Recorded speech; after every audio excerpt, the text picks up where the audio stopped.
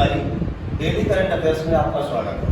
ठीक है, आज हम चर्चा करते हैं भारत में जो है, भारत क्या विश्व में कोई भी देश होता है तो अपनी वस्तुओं का आयात और निर्यात करता है।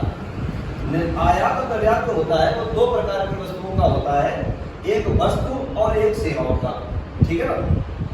तो हम चर्चा करते हैं कि जब हम कोई भी वस्तु अपने देश से विदेश में भेजते हैं, जब हम अपने देश से कोई भी वस्तु और सेवाओं को विदेशों में भेजते हैं, विदेशों में बेचते हैं, तो उसे जो है निर्यात कहते हैं। क्या कहते हैं? निर्यात। और जब हम विदेश से कोई चीज मंगाते हैं तो उसको हम आयात बोलते हैं। ठीक है, इतना बात समझ लीजिएगा।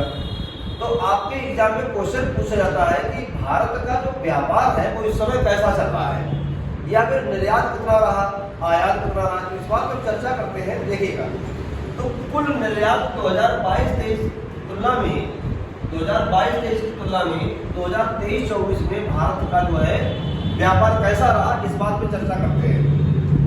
तो 2022-23 में भारत का कुल निर्यात जो था वो 776.40 अरब डॉलर का था। इसकी तुलना में 2023-24 में भारत का कुल निर्यात 776.68 अरब डॉलर का हो गया है।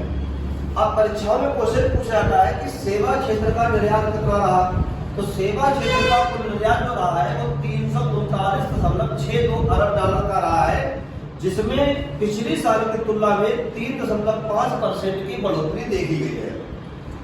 और वस्तु निर्यात में जो वस्तु निर्यात जो है वो 437.08 अरब डॉलर का रहा है, जो पिछली साल की तुलना में 3.11% की कमी रही है।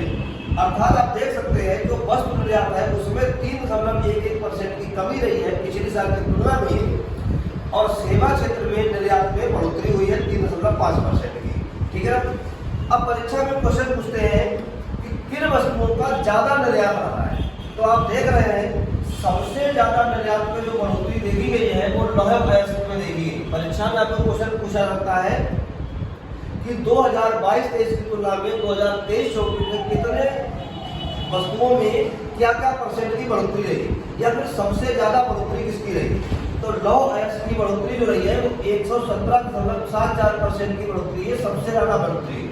इसके बाद इलेक्ट्रॉनिक्स की 23.64% की वृद्धि देखी गई। ड्रग्स व फार्मा की 9.67% वृद्धि देखी।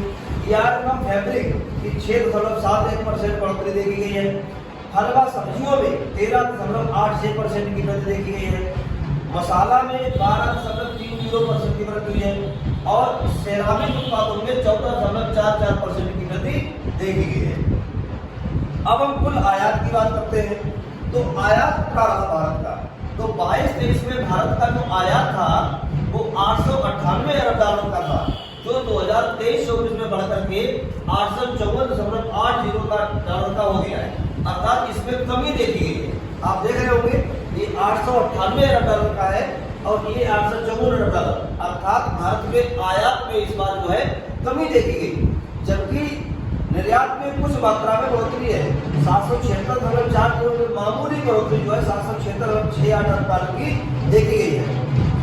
आयात में कमी से व्यापार घाटे में 30% की कमी दर्ज की गई। व्यापार घाटे में तो हम चर्चा करते हैं व्यापार घाटा होता क्या है।